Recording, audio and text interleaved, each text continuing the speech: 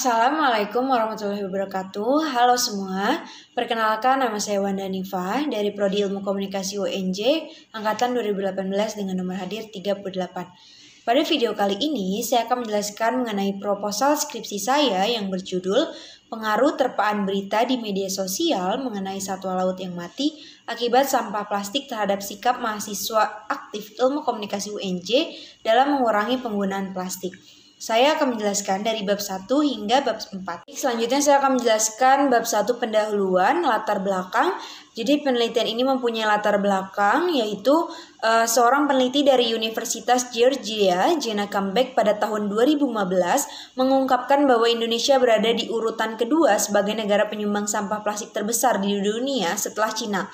Data ini menunjukkan bahwa sampah yang dihasilkan Indonesia mencapai 49,1 sampai 6,4 juta ton setiap tahunnya. Nah, sebanyak 3,2 juta ton ini merupakan sampah plastik yang dibuang ke laut. Sampah plastik yang dibuang ke laut ini akan sangat berbahaya karena bisa termakan tanpa sengaja oleh satwa laut. Nah, persoalan sampah plastik ini juga kita sering lihat di berbagai media sosial di Indonesia. Media sosial ini menjadi salah satu alat penyebar luasan informasi secara cepat dan juga global. Generasi milenial mendominasi jajaran pengguna internet di Indonesia. Dengan demikian dapat dikatakan generasi milenial lah yang mendapatkan terpaan berita di media sosial lebih banyak dibandingkan generasi lainnya. Namun faktanya masih banyak yang berbelanja menggunakan kantong plastik sekali pakai. Nah, berdasarkan permasalahan di atas, penulis melakukan penelitian yang berjudul Pengaruh Terpaan Berita di Media Sosial mengenai Satwa Laut yang Mati Akibat Sampah Plastik terhadap Sikap Mahasiswa Aktif Ilmu Komunikasi UNJ dalam Mengurangi Penggunaan Plastik. Rumusan masalah penelitian ini yaitu pertama, bagaimana terpaan berita di media sosial mengenai satwa laut yang mati akibat sampah plastik. Yang kedua, bagaimana sikap mahasiswa aktif ilmu komunikasi UNJ dalam mengurangi penggunaan plastik. Dan yang ketiga, apakah terdapat pengaruh terpaan berita di media sosial mengenai satwa laut yang mati akibat sampah plastik terhadap sikap mahasiswa aktif ilmu komunikasi UNJ dalam mengurangi penggunaan plastik. Tujuan penelitian ini adalah yang pertama, untuk mengetahui terpaan berita di media sosial mengenai satwa laut yang mati akibat sampah plastik. Yang kedua, untuk mengetahui sikap mahasiswa aktif ilmu komunikasi UNJ dalam mengurangi penggunaan plastik. Dan yang ketiga, untuk mengetahui pengaruh terpaan berita di media sosial mengenai satwa laut yang mati akibat sampah plastik terhadap sikap mahasiswa aktif ilmu komunikasi UNJ dalam mengurangi penggunaan plastik. Selanjutnya, manfaat penelitian akademis. Hasil penelitian ini dapat menjadi bahan acuan dalam mengembangkan penelitian di bidang ilmu komunikasi, serta diharapkan mampu memahami tentang pengaruh terpaan berita di media sosial terhadap sikap mahasiswa. Selanjutnya, manfaat penelitian praktis. Hasil penelitian ini dapat bermanfaat bagi para praktisi dalam penelitian selanjutnya yang berhubungan dengan pengaruh terpaan berita di media sosial terhadap sikap mahasiswa. Bab 2, landasan teori. Di sini terdapat kajian literatur yang dimana terdapat 10 jurnal sebelumnya yang mempunyai variabel yang sama dengan penelitian saya. Di sini sudah ada 10 judul jurnal dan juga sudah tertera tujuan dan perbedaan dan persamaan dari penelitian saya. Selanjutnya konsep, saya menggunakan teori new media. Teori new media ini merupakan teori yang membahas mengenai perkembangan media dari konvensional ke era digital. Selanjutnya, saya juga menggunakan teori disonansi kognitif, yang dimana teori ini adalah salah satu teori yang banyak dipakai dalam persuasi, terutama untuk memperkirakan apakah pesan-pesan persuasi sampai kepada halayak penerima atau tidak. Pandangan dasar dari teori ini adalah jika seseorang mempunyai dua kognisi, ide-ide dan pikiran-pikiran, secara simultan dan saling berkontradiksi, orang tersebut akan mengalami disonansi kognitif. Terpaan media ini merupakan intensitas keadaan halayak di mana terkena pesan-pesan yang disebarkan oleh suatu media. Terpaan media ini juga mempunyai dimensi. Yang pertama ini frekuensi, meliputi rutinitas atau berapa kali seseorang menggunakan media dan mengkonsumsi isi pesan dari media. Yang kedua, durasi, meliputi berapa lama seseorang menggunakan media dan mengkonsumsi isi pesan dari media. Dan yang ketiga, atensi, yaitu tingkat perhatian yang diberikan seseorang dalam menggunakan media dan mengkonsumsi isi pesan dari media. Selanjutnya sikap. Sikap ini adalah sebagai derajat afek positif atau afek negatif terhadap suatu objek psikologis. Di sini juga dijelaskan terdapat 3 dimensi sikap, yakni komponen kognitif, yaitu representasi dari apa yang dipercayai oleh individu. Yang kedua, komponen afektif, yaitu berisi tentang perasaan yang melibatkan emosi, bisa perasaan bahagia, perasaan sedih, dan perasaan terkejut. Selanjutnya, komponen konatif, merupakan aspek kecenderungan berperilaku tertentu sesuai sikap yang dimiliki oleh seseorang. Selanjutnya, variabel. Yang menjadi variabel dalam penelitian ini adalah variabel independen, yaitu terpaan media sosial. Variabel dependent atau variabel terikat itu sikap. Selanjutnya, model penelitian. Terpaan berita di media sosial, variabel X mempengaruhi sikap variabel Y. Selanjutnya, hipotesis teori. Di sini terdapat pengaruh terpaan berita di media sosial mengenai satwa laut yang mati akibat sampah plastik terhadap sikap mahasiswa aktif ilmu komunikasi UNJ dalam mengurangi penggunaan plastik. Baik, selanjutnya langsung saja kita masuk pada bab 3, metode penelitian. Di sini terdapat paradigma penelitian. Paradigma adalah model atau kerangka referensi mendasar yang kita gunakan untuk mengatur pengamatan dan penalaran kita. Nah, paradigma dalam penelitian ini adalah paradigma positivis, yaitu paradigma yang dipandang sebagai cara untuk mendapatkan kebenaran. Positivis percaya bahwa ada kebenaran objektif. Selanjutnya, pendekatan penelitian. Pendekatan penelitian ini adalah pendekatan ilmiah yang akan membantu peneliti untuk mendapatkan kebenaran tentang subjek penelitian.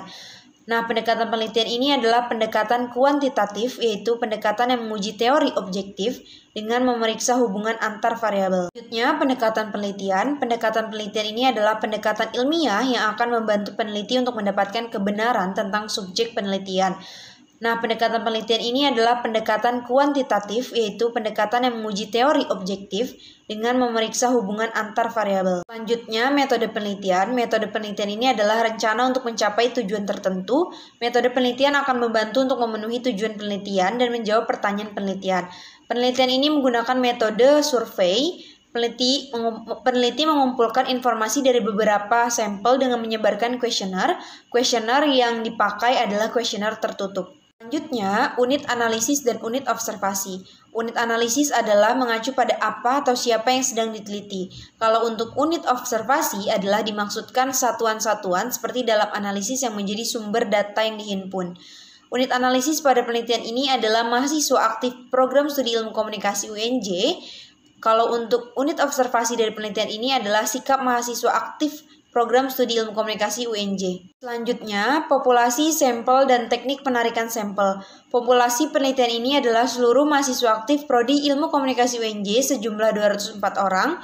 Sampel penelitian ini adalah terdapat 135 sampel yang sudah dihitung berdasarkan rumus Lovin, dan teknik penarikan sampel penelitian ini adalah sampling non-probability, yaitu judgment sampling. Ukuran sampel. Sampel dari penelitian ini diambil dari populasi. Cara mengetahui sampelnya dilakukan dengan mengukur sampel dengan rumus Lovin, yang dimana rumusnya adalah N sama dengan N bagi N kali DF pangkat 2 ditambah 1. Dan di sini sudah saya hitung berdasarkan data-data yang ada, dan hasilnya adalah 135 responden. Selanjutnya, hipotesis riset. Pada penelitian ini, hipotesis riset sebagai berikut. HO, tidak terdapat pengaruh terpaan berita di media sosial mengenai satwa laut yang mati akibat sampah plastik terhadap sikap mahasiswa aktif ilmu komunikasi UNJ dalam mengurangi penggunaan plastik. HA, terdapat pengaruh terpaan berita di media sosial mengenai satwa laut yang mati akibat sampah plastik terhadap sikap mahasiswa aktif ilmu komunikasi UNJ dalam mengurangi penggunaan plastik. Selanjutnya, hipotesis statistik. Hipotesis yang digunakan dalam penelitian ini adalah hipotesis statistik kausalitas. Dalam penelitian itu, yakni adanya pengaruh terpaan berita media sosial mengenai satwa laut yang mati akibat sampah plastik terhadap sikap mahasiswa aktif ilmu komunikasi UNJ dalam mengurangi penggunaan plastik. Di sini sudah terdapat hipotesis statistiknya. Selanjutnya, metode pengumpulan data. Metode pengumpulan data adalah metode yang menunjukkan cara-cara yang dapat ditempuh untuk memperoleh data yang dibutuhkan. Nah, di sini terdapat data primer dan data sekunder. Penelitian ini menggunakan data primer. Data primer ini adalah data yang didapat dari sumber pertama, dari individu seperti hasil wawancara atau hasil pengisian kuesioner yang biasanya dilakukan oleh peneliti. Selanjutnya, validitas dan reliabilitas. Validitas dalam pengujian validitas penelitian ini terhadap kuesioner menggunakan uji Kaiser-Meyer-Olkin atau KMO.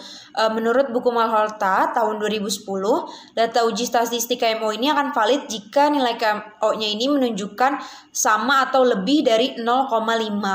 Nah, di sini saya sudah menghitung validitas variabel terpaan media. Ini nilai KMO-nya adalah 0,7 yang dimana berarti valid karena melebihi dari 0,5. Selanjutnya, validitas variabel sikap atau variabel Y.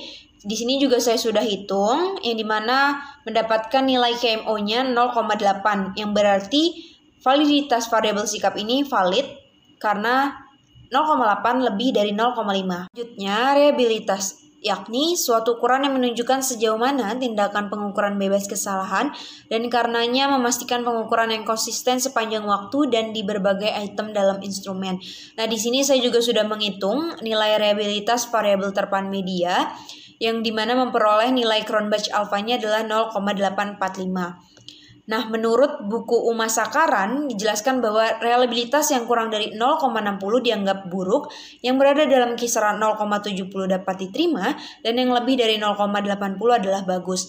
Nah, di sini Cronbach alfanya adalah 0,8 yang dimana berarti data ini adalah reliable. Reliabilitas variabel sikap di sini juga saya sudah menghitung dan juga memperoleh Cronbach alfanya adalah 0,860 yang dimana juga dianggap bagus dan data dianggap reliable. Selanjutnya, metode analisis data. Analisis data adalah metode yang dimana data yang terkumpul dianalisis secara statistik untuk melihat apakah hipotesis yang dihasilkan telah mendukung. Nah, di sini ada analisis univariat dan analisis bivariat. Analisis univariat ini adalah analisis variabel tunggal untuk tujuan deskripsi. Distribusi frekuensi, rata-rata, dan ukuran despirasi akan menjadi contoh analisis univariat. Kalau untuk analisis bivariat adalah analisis dua variabel secara bersamaan untuk tujuan menentukan hubungan empiris di antara keduanya. Nah, metode analisis data pada penelitian ini menggunakan analisis bivariat, yaitu uji analisis regresi linear sederhana. Selanjutnya, keterbatasan dan kelemahan penelitian. Keterbatasan, di sini keterbatasan referensi penelitian sebelumnya yang belum banyak membahas penelitian serupa. Untuk kelemahan, metode pengumpulan data yang digunakan dalam penelitian ini hanya mengandalkan data kuesioner. Selanjutnya, definisi operasional. Definisi operasional ini adalah dapat dirumuskan menjadi sedemikian rupa untuk berguna sebagai petunjuk dan arah menemukan data yang tepat dalam dunia empiris. Nah, di sini variabel X yaitu terpaan media mempunyai 3 dimensi, yaitu frekuensi, durasi, dan atensi. Di dimensi frekuensi ini memiliki indikator, yakni rutinitas berapa kali menggunakan media dan rutinitas berapa kali mengkonsumsi si media. Untuk dimensi durasi memiliki 2 indikator, yaitu berapa lama menggunakan media dan berapa lama mengkonsumsi isi media. Dan dimensi ketiga, yaitu atensi, memiliki 2 indikator. Yang pertama, tingkat perhatian seseorang dalam menggunakan media dan tingkat perhatian seseorang dalam mengkonsumsi si media. Selanjutnya, variabel Y yaitu sikap mempunyai 3 dimensi. Yang pertama, komponen kognitif, komponen afektif, dan komponen konatif. Dalam komponen kognitif ini memiliki indikator, yakni representasi yang dipercayai seseorang.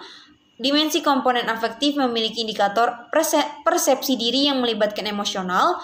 Dan dimensi yang ketiga, komponen konatif, memiliki indikator bertindak terhadap sesuatu dengan cara tertentu. Dan selanjutnya, operasional konsep. Operasional konsep ini adalah salah satu langkah penelitian untuk mengurangi konsep abstrak agar dapat diukur dengan cara yang nyata. Di sini saya juga sudah membuat tabel operasional konsep mulai dari konsep, variabel, dimensi, indikator, dan skala. Di sini sudah dijelaskan. Baik, selanjutnya langsung saja kita masuk pada bab 4, hasil penelitian. Namun sebelumnya saya ingin menjelaskan terlebih dahulu mengenai bagaimana pembuatan kuesioner. Karena di hasil penelitian ini, langkah sebelumnya adalah harus membuat kuesioner dan menyebarkan kuesioner. Di sini saya akan menjelaskan, sudah ada tabel operasional konsep. Masing-masing dimensi mempunyai indikator, yang dimana nanti indikator ini akan menjadi landasan saya untuk membuat pernyataan. Di sini saya setiap indikator ada yang 2 pernyataan atau ada yang 3 pernyataan. Nah, di sini juga sudah saya perlihatkan pernyataan dari variabel X, yaitu seperti ini. Dan di sini juga saya sudah perlihatkan pernyataan variabel Y juga seperti ini. Jadi langsung saja kita masuk pada univariat variabel X, yaitu terpaan berita di media sosial. Di sini saya sudah memperlihatkan hasil kuesioner pernyataan pertama dan hasil kuesioner pernyataan kedua. Pada tabel 4.1, pernyataan yang berbunyi saya jarang 1-2 kali per hari menggunakan media sosial. Responden yang menjawab sangat setuju berjumlah 6 orang, 4,4%, yang setuju 11 orang, 8,1%, tidak setuju 21 orang, 15,6%, dan sangat tidak setuju 97 orang atau 71,9%. Hal tersebut menunjukkan bahwa banyak yang menyatakan sangat tidak setuju, yang berarti kebanyakan responden lebih dari 1-2 kali per hari dalam menggunakan media sosial. Dan pernyataan selanjutnya sama seperti yang sebelumnya, tinggal kita jelaskan dan kita analisis berdasarkan hasil yang sudah kita peroleh dari tabel tersebut. Dan karena saya mempunyai pernyataan sejumlah 29, sehingga tabel saya pun juga berjumlah 29. Langsung saja kita masuk bivariat dengan regresi linear sederhana. Di sini juga saya sudah menghitung, dan di sini pada tabel 4.30 sudah terdapat hasilnya, yang dimana berdasarkan output di atas nilai T hitung sudah ditemukan. Lalu untuk mendapatkan nilai T table menggunakan rumus sebagai berikut. Nilai A per 2 sama dengan 0,05 per 2 sama dengan 0,025. Nah, derajat kebebasan atau DF ini sama dengan N dikurang 2, sama dengan, karena N saya atau jumlah responden saya adalah 135, maka 135 dikurang 2 sama dengan 133. Nilai 0,25 ini dibagi 133 dalam T table adalah sebesar 1,997. Karena nilai T hitung sebesar 9,327 lebih besar dari T table 1,997, dengan signifikan 0, lebih kecil dari A-nya sama dengan 0,05. Jika nilai signifikan lebih kecil dari A-nya, maka HO ditolak dan HA diterima, yang berarti terdapat pengaruh terpaan berita di media sosial mengenai satwa laut yang mati akibat sampah plastik terhadap sikap mahasiswa aktif ilmu komunikasi UNJ dalam mengurangi penggunaan plastik. Sekian penjelasan dari saya, kurang lebihnya mohon maaf. Wassalamualaikum warahmatullahi wabarakatuh.